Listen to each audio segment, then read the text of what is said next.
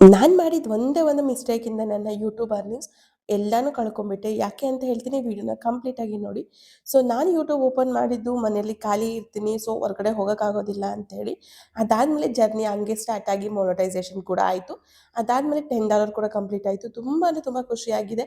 $10 complete ಆಯಿತು. ಇನ್ನೇನು ನನ್ನ ಅರ್ನಿಂಗ್ಸ್ ನನ್ನ ಕೈಗೆ ಬರುತ್ತೆ ಅಂತೇಳಿ. ಬಟ್ ನಾನು ಅಲ್ಲೇ ಮಾಡಿದ್ದು ಒಂದು ದೊಡ್ಡ ಮಿಸ್ಟೇಕ್ ಏನು ಅಂತ ಹೇಳಿದರೆ, ಸೊ ಮೊನಟೈಸೇಷನ್ ಆದಮೇಲೆ ಆ್ಯಡ್ಸೆನ್ಸ್ ಅಕೌಂಟ್‌ನ ಕ್ರಿಯೇಟ್ ಮಾಡಬೇಕಾಗುತ್ತೆ.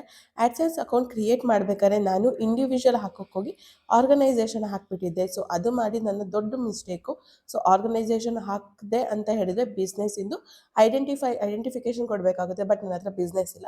ಸೊ ಅದು ಮಾಡಿದ್ದು ನನಗೊಂದು ಮಿಸ್ಟೇಕು. ಸೊ ಅದನ್ನು ಚೇಂಜ್ ಮಾಡೋಕ್ಕೆ ಆಗೋದಿಲ್ಲ. ಅದು ಆಪ್ಷನ್ ಕೂಡ ಕೊಟ್ಟಿರೋದಿಲ್ಲ ಅವರು. ಸೊ ಅದಕ್ಕೋಸ್ಕರ ನಾನು ನ್ಯೂ ಆ್ಯಡ್ಸೆನ್ಸ್ ಅಕೌಂಟ್‌ನ ಕ್ರಿಯೇಟ್ ಮಾಡಬೇಕಾಯಿತು. ಸೊ ನಾನು ಅರ್ನಿಂಗ್ ಎಲ್ಲನೂ $16 ಅರ್ನ್ ಮಾಡಿದ್ನಲ್ಲ, ಅದೆಲ್ಲನೂ ಕೂಡ ನನ್ನ ಓಲ್ಡ್ ಆ್ಯಡ್ಸೆನ್ಸ್ ಅಕೌಂಟಲ್ಲಿ ಇತ್ತು. ಸೊ ಇವಾಗ ನಾನು ಕ್ರಿಯೇಟ್ ಮಾಡಿರೋದು ನ್ಯೂ ಆ್ಯಡ್ಸೆನ್ಸ್ ಅಕೌಂಟ್. ಸೊ ಅದರಿಂದ ಇದಕ್ಕೆ ಖಂಡಿತವಾಗೂ ಟ್ರಾನ್ಸ್‌ಫರ್ ಆಗೋದಿಲ್ಲ. ಸೊ ಯಾವುದೇ ಯೂಟ್ಯೂಬ್ ಆಗಲಿ, ಗೂಗಲ್ ಆಗಲಿ ಯಾವುದು ಕೂಡ ಸಪೋರ್ಟ್ ಮಾಡೋದಿಲ್ಲ.